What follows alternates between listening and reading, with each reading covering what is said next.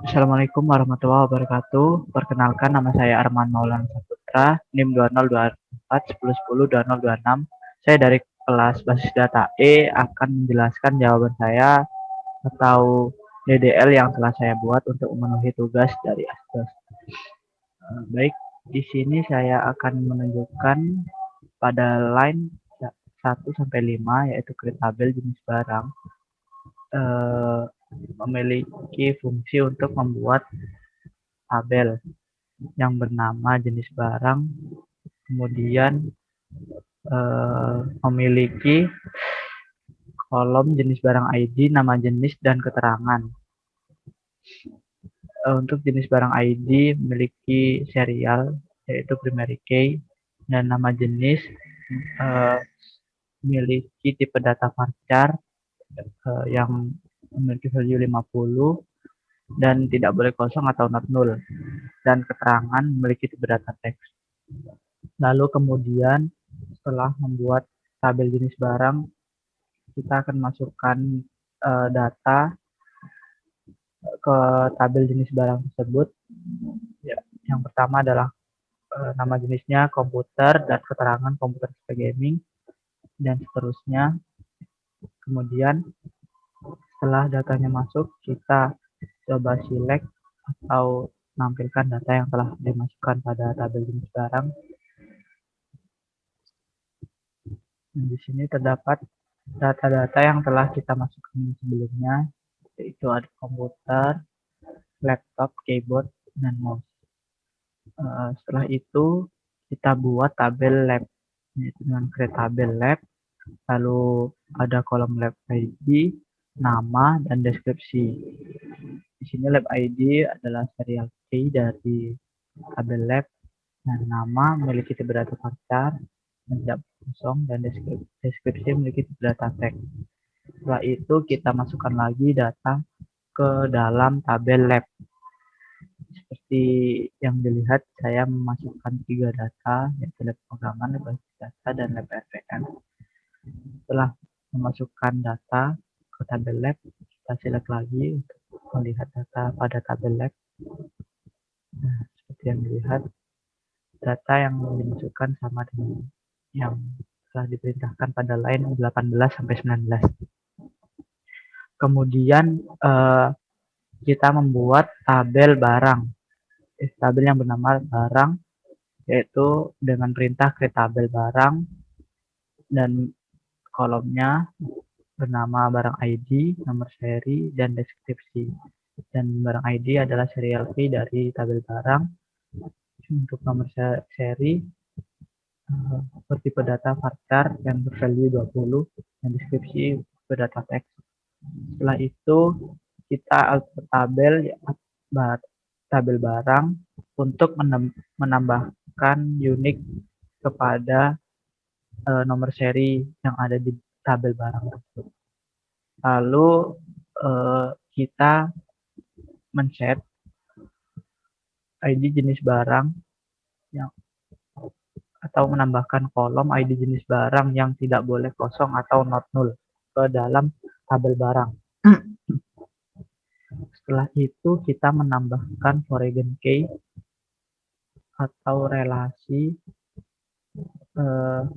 dari tabel jenis barang, dari tabel barang ke jenis barang dengan membuat foreign key, yaitu jenis barang. Setelah itu kita menambahkan kolom ID lab kepada tabel barang yang tidak boleh kosong atau null, yang nantinya akan menghubungkan antara tabel lab dengan tabel barang, dan dengan cara membuat foreign key yang bernama fk_lab. Setelah itu kita masukkan data ke dalam tabel barang seperti berikut. Saya masukkan 3 data di sini. Coba kita select atau tampilkan data dalam tabel barang. Ini adalah data yang telah saya masukkan tadi. Setelah itu kita membuat tabel yang bernama dosen dengan kolom bernama ID dosen, serial key, serialnya primary key, dan memiliki kolom nama dan NIP yang berdata varchar. Setelah itu kita tentukan bahwa NIP adalah unik, di mana data tidak boleh sama dengan data yang lainnya. Setelah itu kita masukkan lagi data ke dalam tabel dosen. Di sini saya masukkan 3 data sesuai dengan yang ditambahkan.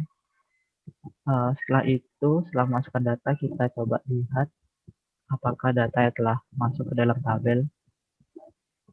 Dan di sini adalah data yang telah saya masukkan sebelumnya ke dalam tabel dosen. Dan setelah itu kita buat tabel kepala lab. Di sini memiliki kolom ID kalab, nama kalab, status, tanggal mulai, dan tanggal selesai.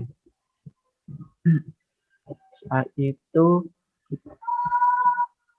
kita membuat kolom baru yang bernama kita buat ID kalab menjadi primary key dari tabel kepala lab. Nah, setelah itu kita menambahkan kolom yang bernama ID kalab lab ke dalam tabel kepala lab yang nantinya berfungsi untuk menghubungkan tabel kepala lab dengan tabel lab. Setelah itu kita membuat kolom baru yang bernama ID kalab dosen yang berfungsi untuk menghubungkan antara tabel kepala lab dengan tabel dosen. Setelah itu kita masukkan data ke dalam tabel kepala lab. Di sini saya masukkan 3 data. Setelah itu kita select untuk melihat data yang telah kita masukkan. Baik, ini adalah data yang telah saya masukkan tadi ke dalam tabel kepala lab. Kenapa pada kolom tanggal selesai ini datanya kosong atau 0? Karena saya tidak masukkan data tanggal yang menunjukkan selesainya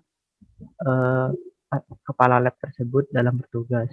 Nah, maka dari itu dalam tabel kepala lab terdapat data kosong di dalam kolom tanggal selesai. Setelah itu kita membuat tabel yang bernama aslab, memiliki kolom ID aslab, NIM, nama aslab, dan nomor HP. Setelah itu kita tentukan bahwa NIM adalah unik, di mana tidak boleh ada data yang sama di dalam kolom NIM. Dan kemudian kita tentukan bahwa nomor HP juga unik. Setelah itu kita membuat kolom baru yang bernama ID aslab lab yang tidak boleh kosong, bertipe data integer, untuk menghubungkan ID lab dengan ID aslab, yang menghubungkan tabel aslab dengan tabel lab. Kemudian kita masukkan data ke dalam tabel aslab seperti ini. Saya masukkan 3 data, kemudian kita select atau kita lihat datanya. Nah, data yang kita masukkan telah masuk ke dalam tabel aslab. Kemudian kita buat tabel pengembalian yang mana terdapat kolom ID pengembalian dan tanggal pengembalian. Setelah itu kita tambahkan kolom yang bernama ID pengembalian lab ke dalam tabel pengembalian yang tidak boleh kosong dan berdata integer.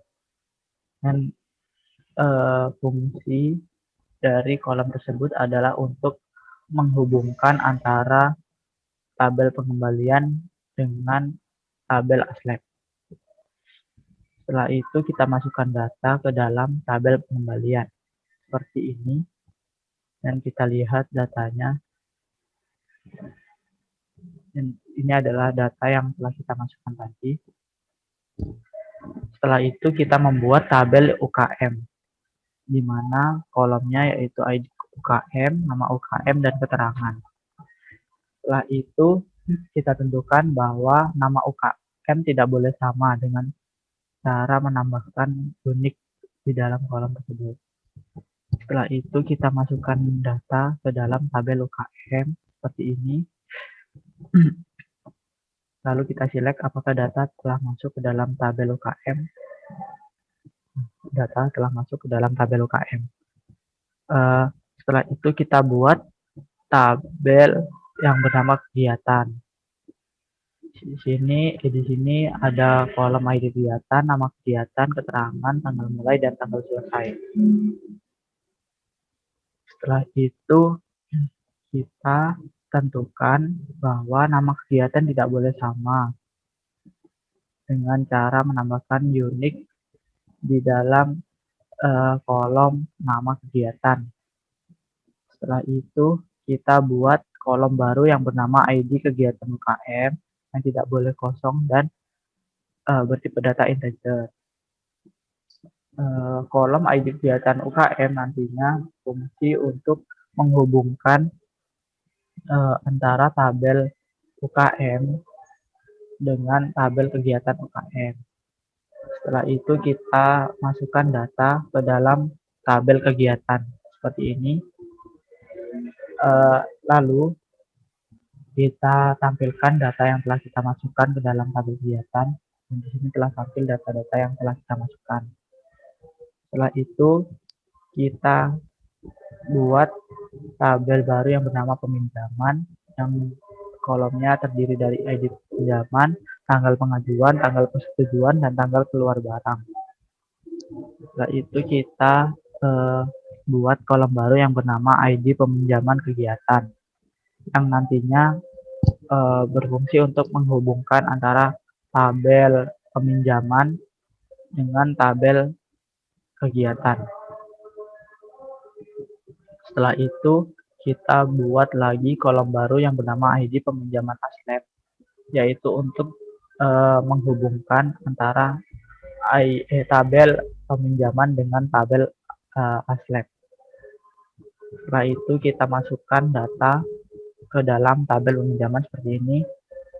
Lalu kita select untuk menampilkan datanya. Nah, seperti ini. Dan terakhir kita membuat tabel item peminjaman yang kolomnya terdiri dari ID nomor seri peminjaman, kondisi barang saat keluar, dan kondisi barang saat kembali. Setelah itu kita hubungkan,